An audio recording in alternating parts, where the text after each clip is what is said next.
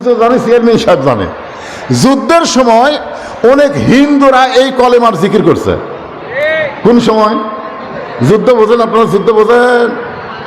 হ্যাঁ, আমাদের এলাকার একজন মুক্তিযোদ্ধা, সেই রকম মুক্তিযোদ্ধা মাস গেলে সরকার 20,000 টাকা বেতন দেয়। আপনারা বলেন তো কার সঙ্গে যুদ্ধ করে মুক্তিযোদ্ধা? কার সাথে? পাকিস্তানের সাথে। ধরে কোন ঠিক কিনা? সেই মুক্তিযোদ্ধা ভাইজান বাজারে যা বলতে যে পাকিস্তানি মুরগি আছে। আমি মুক্তিযোদ্ধারে কইলাম, আপনি কার সাথে যুদ্ধ করে মুক্তিযোদ্ধা? পাকিস্তানের। তো পাকিস্তানি মুরগি খোঁজেন কেন?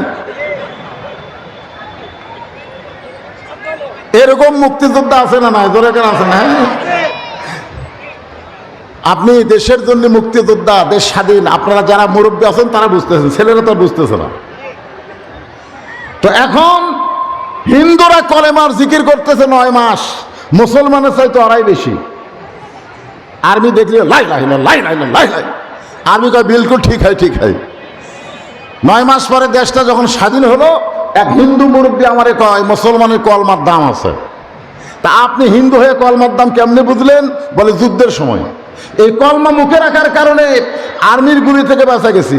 আমি বললাম, দাদা কলমা শুধু মুখে রাখার কারণে যদি গুলি থেকে বাঁচেন, এই কলেমা কলিজার মধ্যে ঢুকায় দেন, জাহান্নামের আগুন থেকে আল্লাহ বাঁচায় দিবে। ধরে কোন কথা ঠিক না?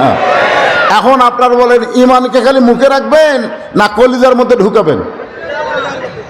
কলিজার মধ্যে যখন ইমান ঢুকবে, আল্লাহ বলতেছেন তখন তোমার নানা রকম বিপদ আপদ মুসিবত আসবে।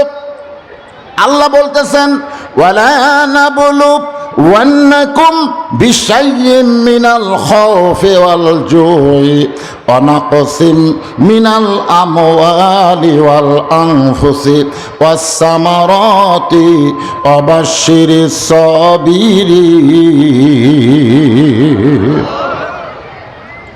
আচ্ছা, আপনারা আল্লাহু আকবার কম কোন কেন? জয়পুরহাটে বিশাল আওয়ামী লীগের মিছিল, বিশাল আওয়ামী লীগের মিছিল, কিন্তু বিশাল, কারণ ওই মিছিলে কোনো বাধা নাই। জোরে কোন কথা ঠিক কিনা? পুলিশ পর্যন্ত প্রোটেকশন দেয়। 10,000 লোক মিছিল করতেছে, ওরই মধ্যে ভুল করে একজন কাছে আল্লাহু আকবার যদি কয়, আপনার বলেন তো অক্কি মিছিলের মধ্যে থবি? বলবে কেন? হামাকে দলে তো আল্লাহু আকবার নাই, তুই আল্লাহু আকবার দিলি কেন? আর দেখবেন ছোট্ট একটা মিছিল, ইসলামী আন্দোলনের আল্লাহু আকবার ছাড়া মিছিলই নাই। জোরে কোন কথা ঠিক কিনা? তা আপনারা কি সেই বড় দলের লোক নাকি? আল্লাহু আকবার হয় না কেন? বাংলাদেশের এত জায়গায় ওয়াজ করি, কোরআন তেলাওয়াত শেষ করার সাথে সাথে শ্রোতারা জবান খুলে বলে আল্লাহু আকবার। জোরে কোন কথা ঠিক কিনা? আর আজকে বর্ডার এলাকায় কি দেখতেছি না, গরমের কারণে সব ভুলে গেছেন। আমার কথা কি আপনারা বুঝতেছেন? এখন আপনারা বলেন, জীবনের দাম বেশি না ইমানের দাম বেশি?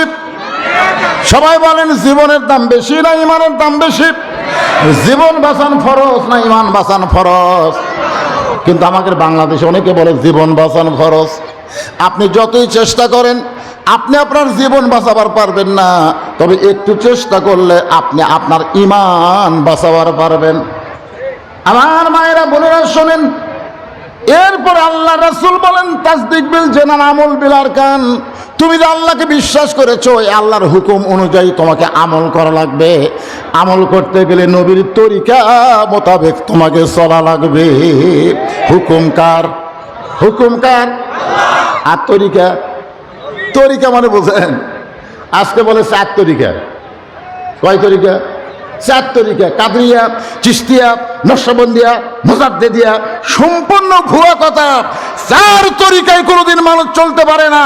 তরিকা রাস্তায় একটাই। জোরে বলেন কথা ঠিক কিনা? আতিউল্লাহ ও আতিউর রাসূল। আল্লাহর আনুগত্য করো, নবীর তরিকা মোতাবেক চলো। নবীর তরিকা।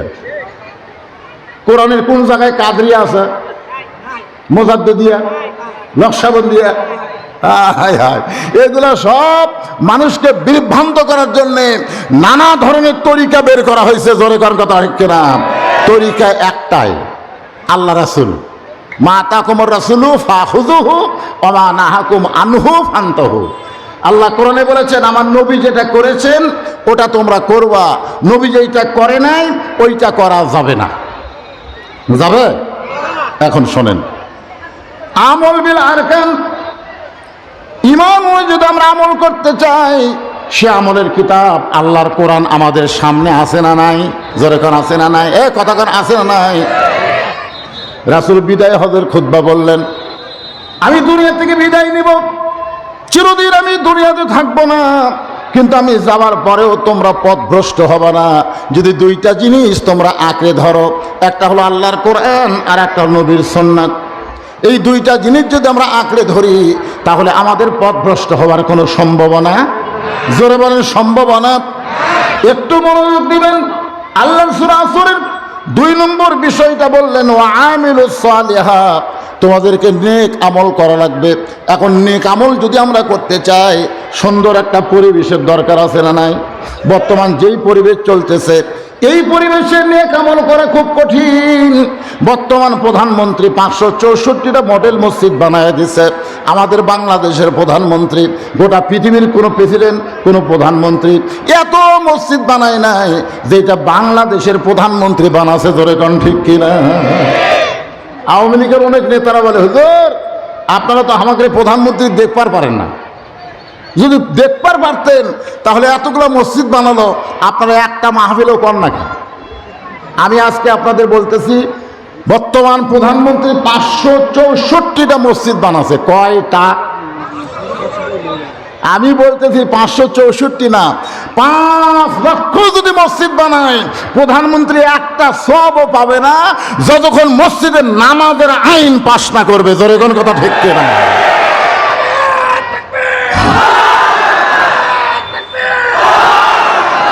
মসজিদ বানাচ্ছে, মসজিদ কি দেখার জন্যে?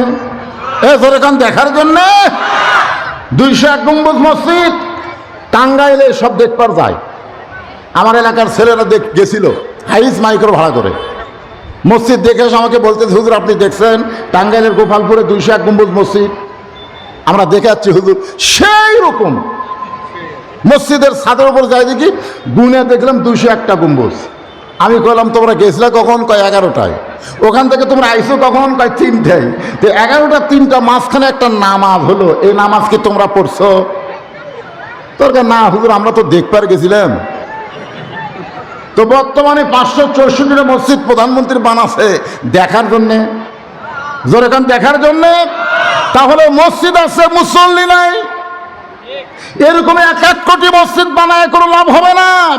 খাঙ্গইর বাজারের মসজিদ ভাঙ্গা হতে পারে, মুসল্লি যদি ভরপুর হয়ে যায় এই মসজিদ হবে পৃথিবীর 1 নম্বর মসজিদ। জোরে কান কথা ঠিক না?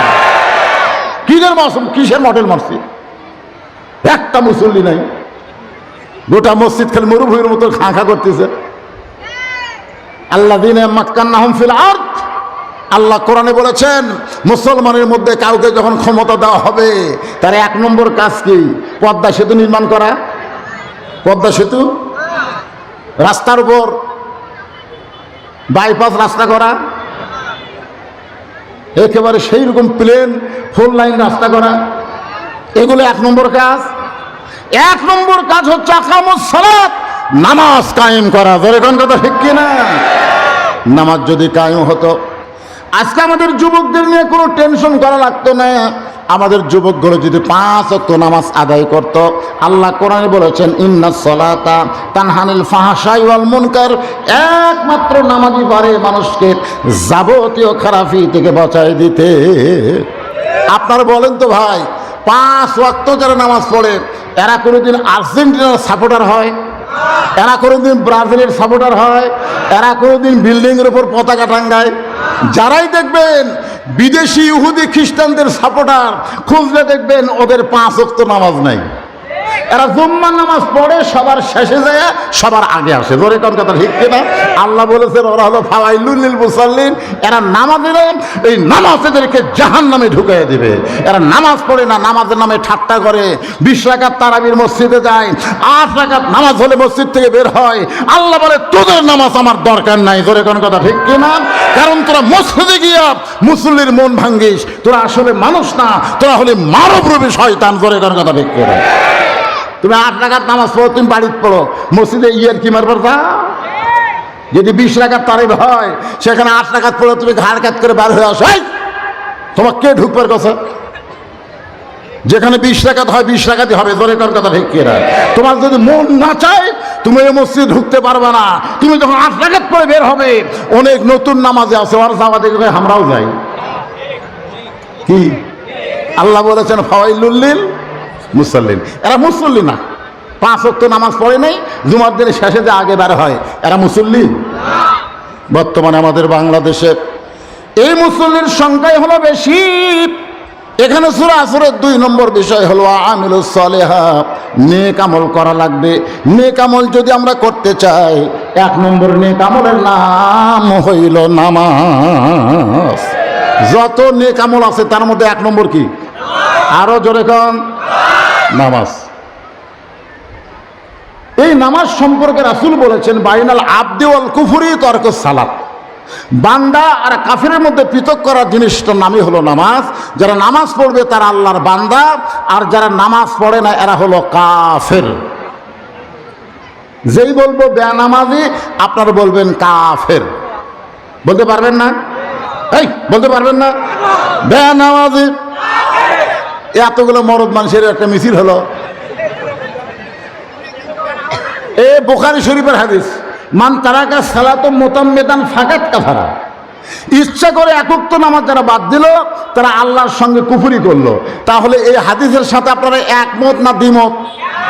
একমত যদি হন তাহলে সেটা মিছিল করা লাগবে। আমি যেই বলবো বেনামাজি আপনারা বলবেন কাফের। বলতে পারবেন না ভাইজান? বেনামাজি, বেনামাজি। আজকে মসজিদের উন্নয়ন মানে কি? হ্যাঁ, মসজিদের উন্নয়ন মানে মসজিদে মুসল্লি ভরপুর হওয়া। জোরে কোন কথা ঠিক কি না? আল্লাহর বান্দারা, পুরুষ মানুষের জন্য 1 নম্বর নেক আমল হলো নামাজ, কিন্তু মেয়ে মানুষের জন্য 1 নম্বর নেক আমল কিন্তু নামাজ না। হয়তো আপনারা বলতেছেন হুজুর তাহলে মেয়ে মানুষের জন্য 1 নম্বর নেক আমল কি? ওয়ামিলুস সালিহার উপর কথা বলতেছি। পুরুষের 1 নম্বর হলো নামাজ, আর নারীদের 1 নম্বর নেক আমল হলো পর্দা। কোন মেয়ের যদি পর্দা না থাকে, ও যতই নামাজ পড়ুক রোজা করুক, একটা ইবাদত আল্লাহর দরবারে কবুল হবে না। পুরুষের ইবাদত করতে গেলে যেমন নামাজ লাগবে, নারীদের ইবাদত কবুল করার জন্য তেমন পর্দা লাগবে। জোরে কোন কি লাগবে? আজকে আমাদের বাংলাদেশে কেউ শায়েক বার আছে যে মেয়ে মানুষরা ইচ্ছা করলে মসজিদে জামাতে আদায় করতে পারবে। এরা শায়েকে মুসলমান না, এরা হলো শায়েকে শয়তান। জোরে কোন কথা ঠিক কিনা? আল্লাহ কোরআনে বলেছেন ওয়াকরনা ফি বুয়ুতিকুন্না ওয়ালা তাবাররুজনা তাবাররুজাল জাহিলিয়াতিল উলা। এই মেয়েরা ঘরের মধ্যে থাকো, ঘরের পরিবেশ নিয়ে যদি বাইরে হতে আসতে চাও সেটা ভিন্ন কথা, কিন্তু ঘরের মধ্যেই তোমাদের থাকা লাগবে। হুকুম কার? আরো জোরে কান। সব বার করতেছে। আমাকে এক মেয়ে স্লিপ দিতে, হুজুর আপনার পিছনে আমরা ঈদের নামাজ পড়বার চাই। আমি বললাম ঈদের নামাজ পড়া তোর জন্য ফরজ না, পর্দা মানা হলো ফরজ। জোরে কোন কথা ঠিক না? যদি বলে মেয়ে মানুষ আসতেছে মরদ মানুষ আসতেছে, হাইরে মুসল্লির ভিড় হবে ভাই, কতগুলো মরদ আসবে মেয়া করক দেখার জন্য। জোরে কোন কথা ঠিক না? আজকে ওখানে মেয়ে মানুষ বসে, ওর আশেপাশে পুরুষ কিলবিল করে কেন?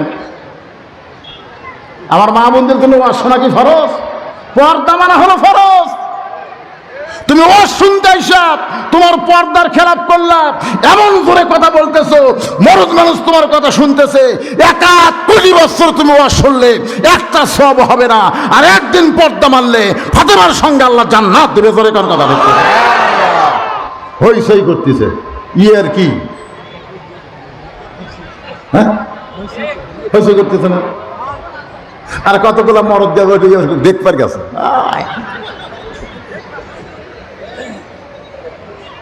আল্লাহ রাসূল বললেন ফাতেমা তুমি মেয়ে নবীর মেয়ে হওয়ার কারণে আল্লাহ তোমাকে জান্নাত দিবে, এ কথা কখনোই তুমি মনে করবা না। তোমার বাবা বিশ্ব নবী, তোমার বাবা শ্রেষ্ঠ নবী, এই কারণে আল্লাহ তোমাকে জান্নাত দেবে, এটা কখনোই মনে রাখবে না। ফাতেমা বললেন, বাবা তাহলে জান্নাত পাইতে গেলে কি করা লাগবে? আল্লাহ রাসূল বলেন, ফাতেমা জান্নাতে যদি যাবার চাও, জান্নাতের আমল করে তোমাকে জান্নাতে যেতে হবে। ফাতেমা বললেন, বাবা নারীদের জন্য জান্নাতের আমল কি? নারীরা জান্নাতে হবে এই জন্য নারীদের আমল কি? আল্লাহ রাসূল বললেন, আমল মাত্র 4টা। 1 নম্বর আমল হলো নামাজ, 2 নম্বর আমল হলো রমজান মাসের রোজা, 3 নম্বর আমল হলো স্বামীর কথা মতো চলা, আর 4 নম্বর আমল হলো পর্দার ভিতরে থাকা। এই 4টি আমল যদি মেয়েরা করতে পারে, আল্লাহ খুশি হয়ে 8টা জান্নাতের দরজা খুলে দিবে। রাসূল বলেন, ফাতেমা এই 4টা আমলের মধ্যে 1 নম্বর গুরুত্বপূর্ণ আমল হলো পর্দা। 1 নম্বর গুরুত্বপূর্ণ আমলের নাম কি? একটু জোরে বলেন। পর্দা। এখন বলেন, এই পর্দা মেয়েরা করবে, কিন্তু পর্দার ব্যবস্থা করতে পুরুষের দায়িত্ব আছে না নাই? জোরে কেন আছে না নাই? আপনারা যদি এখানে মেয়েদের এখানে বসার ব্যবস্থা না করতেন, মেয়েরা কি আসতো? আসতো। কিন্তু আপনারা বসার ব্যবস্থা করছেন, কিন্তু পর্দা মতো এদেরকে বসার ব্যবস্থা করতে পারেননি। হয়তো বলছেন চারিদিকে তো কাপড় দিয়ে দিছি, তাহলে তো পর্দা হয়ে গেল। তাহলে পর্দা হলো না, তাহলে পর্দা হলো না। পর্দা সম্পর্কে গুরুত্বপূর্ণ তথ্য আজকে আপনাদের সামনে বলতেছি। আমার মা বোনেরা যদি ভালো হয়ে যায়, আমরা ভবিষ্যৎ জেনারেশন ভালো পাবো। ধরে কোন কথা ঠিক কিনা? আপনারা বলেন তো, বর্তমান ছেলেরা এত দুষ্ট হওয়ার কারণ কি? না, বর্তমান বাচ্চারা এত দুষ্ট হওয়ার কারণ আমি হিসাব করে দেখছি। আমার দাদি আমারে বলছে, তুই যখন দুনিয়াতে আসতেছিস তখন তোকে টানা বার করতে গিয়ে তোর মাথা লম্বা হয়ে গেছিল, পরে আমরা মাথা থাবড়া থাবড়া গোল করছি। আপনারা বলেন তো, বর্তমানে কোনো সন্তান আসতে টানা বার করা লাগে? পেট কাটা বার করে। জোরে কোন কথা ঠিক কিনা? সত্যি কথা কি জানেন, যারা সিজার করায় একেবারে টাইমলি তাদের বাচ্চা আসে না, কিছুক্ষণ আগে আসে, 1 দিন 2 দিন আগে তাদের পেট কাটা ওটা বার করা লাগে। এখন পেট কাটার পরে দেখে বাচ্চার ঘুমই ভাঙেনি। ডাক্তারের কাছে পেট তো কাটা হলো, ঘুম তো ভাঙলো না, কি করা যায়? তখন ওরা মিটিং করে, ওরা বলে পেটের মধ্যে বাড়ি করে একটা ঘুরুনি দাও। তখন এই বাচ্চারা বের করে এরকম একটা ঘুরেন দেয়, ঘুরেন যেই দেয় তখন ই করে কেন্দ্র ওঠে, মাথাতে একটা ঝাঁকি খায়, ওই ঝাঁকিতে বাচ্চা মরা পর্যন্ত অস্থির হয়ে যায়, অস্থির। এখনকার বাচ্চারা স্থির না অস্থির? হ্যাঁ। আমার মায়েরা মনোযোগ দিয়ে শোনেন, কি বলবো প্রসবের কথা, মা বিনে সেই ব্যথা কেউ তো বুঝিবে না। মাজন ঠেকিয়া সন্তানের দায়, অকালে মা মারা যায়, কেন সে মায়ের ভক্তি করো না। পদ্মানিশী মেয়েদেরকে যদি বলা হয় সিজার করে বাচ্চা হবে, মেয়েটা বলবে আমাকে সিজার কে করবে? স্বামী যদি বলে পুরুষও করতে পারে, নারী ডাক্তারও করতে পারে, পুরুষও করতে পারে, নারীও করতে পারে, ওই পদ্মানিশী মেয়ে বলবে মরে যাব, কিন্তু একটা পরপুরুষ আমার নাভির কাছে কাটবে, আমার চেহারা দেখবে, আমার শরীর দেখবে, এইটা আমি দেখাবার পারবো না। আল্লাহ কয় তোকে সিজার করা লাগবে না, তুই পর্দার মধ্যে যদি থাকতে পারিস, আমি আল্লাহ নরমালে তোকে একটা বাচ্চা দিয়ে দিব।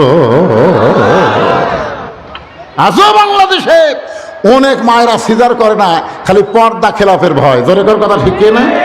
আর আমাদের গুলো পেটত বাচ্চা আসলে 1 পাও হাসপাতাল দিয়ে থাকে। এই বাচ্চাগুলো কোনোদিন ভালো হবে না, এরা অস্থির হবে, এরা মসজিদের মধ্যে গিয়েও থাকতে চাবে না, খালি বের হওয়ার জন্য ধান্দা করবে। জোরে কোন ঠিক কিনা? আমরা আগে জুমার নামাজ পড়ে সালাম ফিরানোর পরে হুজুর মোনাজাত করতো, আমরা সেই মোনাজাতে থাকতাম। আর এখনকার ফতুয়া দিতে মোনাজাত তো নামাজের অংশ না, খালি সালাম ফিরাই কার স্যান্ডেল কুড়ি লাগতে পারে, এরা বাড়ির দিকে আসে। জোরে কোন ঠিক কিনা? এরা চা স্টলে যায় ঘন্টার পরে ঘন্টা গল্প করে, আর মসজিদের মধ্যে 5 মিনিট অন্য যায় 10 বার ঘড়ি দেখে। জোরে কোন কথা ঠিক কিনা? আমরা কি চাই আমাদের ভবিষ্যৎ জেনারেশন এরকম থাক? না। যদি আমরা ভালো সন্তান চাই, তাহলে একটা ভালো মায়ের দরকার।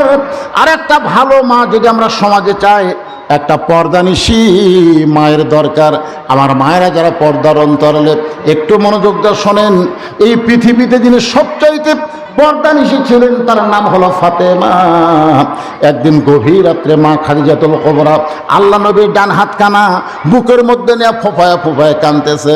রাসূল বলে, খাদিজা, দুনিয়ার সবাই ঘুম পাড়তেছে আর আপনি এমন করে কাঁদতেছেন। খাদিজা বলে, রাসূলুল্লাহ, যে কোনো সময় আমার মৃত্যু হবে, যে কোনো সময় মৃত্যু হবে হুজুর, আপনি কি বলবেন না মরার পরে আমার সুখবর কি? রাসূল বলেন, খাদিজা, মরার পরে আপনার সুখবর হলো এই দুনিয়াতে 10 জন নারীকে আল্লাহ জান্নাতের সার্টিফিকেট দিয়েছে, আপনি হলেন তার মধ্যে 1 নম্বর। খাদিজা চমকে বলতেছে, হুজুর, আমি না জানি 10 জন পুরুষকে আল্লাহ জান্নাতের সার্টিফিকেট দিয়েছে। আল্লাহ রাসূল বলে, খাদিজা, 10 জন পুরুষের 1 নম্বর হলো আবু বকর, আর 10 জন নারীর 1 নম্বর হলো খাদিজাতুল কুবরা। আর কান্না আছে। মা খাদিজা খালি মুচকি মুচকি হাসতেছে। রাসূল বলে, খাদিজা, মুচকি মুচকি হাসার কারণ কি? বলে, আল্লাহ আমাকে 1 নম্বর জান্নাতে ঘোষণা করছে। মনের মধ্যে একটা আনন্দের ঢেউ খেলতেছে। আল্লাহ রাসূল বলে, খাদিজা, আপনি যদি জান্নাতের 1 নম্বর হন তাহলে 2 নম্বর কে হলে ভালো হয়? পুরুষের মধ্যে 1 নম্বর আবু বকর, 2 নম্বর ওমর, 3 নম্বর ওসমান, 4 নম্বর আলী। তাহলে মেয়েদের মধ্যে 1 নম্বর খাদিজা, 2 নম্বর কে হলে ভালো হয়? আল্লাহ রাসূল কিন্তু নিজের বিবিদের সঙ্গে মশকরা করতে ভালোবাসতেন। সুবহানাল্লাহ না কেন? আল্লাহ রাসূল বলতেন, আমি যখন আমার বিবির কাছে আসি তখন আমি কোনোদিন নবী থাকি না, আমি পৃথিবীর শ্রেষ্ঠ স্বামী হওয়ার চেষ্টা করি। সুবহানাল্লাহ না কেন? রাসূল বলেছেন, আমি যখন আমার বিবিদের কাছে আসি তখন আমি নবী থাকি না, আমি পৃথিবীর শ্রেষ্ঠ স্বামী হওয়ার চেষ্টা করি। কারণ আল্লাহ কোরআনে বলেছেন, হুন্না লিবাসুল লাকুম ওয়া আনতুম লিবাসুল লাহুন্না। স্বামী হলো বিবির পোশাক, বিবি হলো স্বামীর পোশাক। আমার বউ একলাই সেহরি পাক করবে আর আমি আরামে ঘুম পাড়বো, এমন স্বামী আমি না। আমার বউ যে কষ্ট করতেছে তার কষ্টের অর্ধেক ভাগ আমি নিব। জোরে কর কথা ঠিক কি না?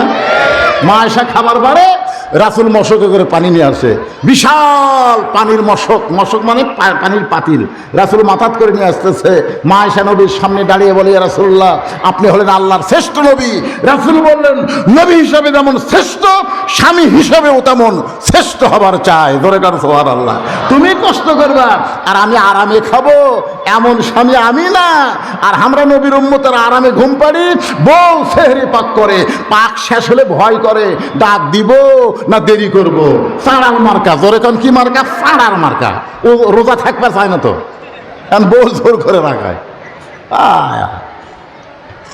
খাবার সময় দেখবেন লবণের দোষ ধরছে, ঝালের দোষ ধরছে, এগুলো খাওয়া যায়, এগুলো খায় রোজা থাকা যায়। এরকম সাড়ার মার্কা স্বামী আছে, কথা বলেন কেন? আছে না? আর মা আয়েশা বলেন, 2 তরকারি নবীর সামনে খাবার দিলাম, 2 তরকারি নবী চাকলেন, চাকার পরে বলতেছে, এটা তোমরা খাও, আর এইটা আমি একলাই খাবো, এত স্বাদের তরকারি তোমাকে দেওয়া যাবে না। এখন বিবিরা চিন্তা করতেছে কি করব, নবী যখন একলাই খাবে। সমস্ত তরকারি খাওয়ার পরে বাকি যখন চাটা খায়, আয়েশা বলে, হুজুর সবই খালেন, চাটাও খাবেন? রাসূল বলে, চাটা খাওয়া সুন্নাত। সামান্য একদিকে লাগিয়েছিল, মা আয়েশা ওইটার মুকুট দিয়ে দেখে লবণও নাই, ঝালও নাই।